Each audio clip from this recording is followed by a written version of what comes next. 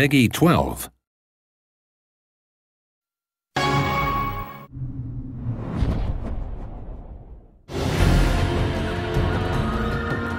Everything about the game is unique. Forgotten Sands for the Wii has exclusive storyline, exclusive environments, has exclusive mechanics. It's made from the ground up for the Nintendo Wii.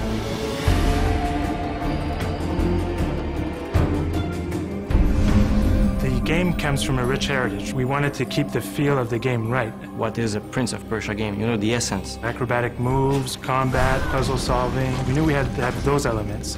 The game had to look great. It has a steady frame rate, about 60 FPS. And this is very important for a Prince of Persia game because the prince is moving fast. You know, you have to have fluid animation throughout the game. Prince of Persia games are known for their intricate level design. We wanted to give the player some freedom, but still have intriguing environments that'll be fun to navigate.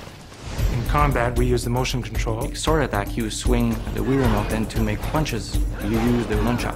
There's a grab and throw move, there's a finishing move, a tornado attack where you can spin around and attack all the enemies. One of our design challenges was trying to find powers that could only be done on the Wii. The prince will be able to use sand powers. There's the sand ring, which allow him to create rings on walls, so he can climb up higher and reach otherwise unreachable areas. Second one is the sand pillar, so he can elevate himself. And the third one is the sand sphere, which he can use as a jumping platform and safety net.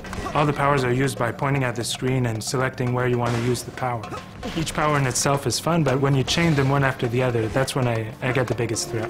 So all these new sand powers can also be used in combat. The sand ring, for example, can be used to freeze an enemy. The sand pillar will propel enemies in the air so the prince can attack them. And the sand sphere is more of a defensive skill.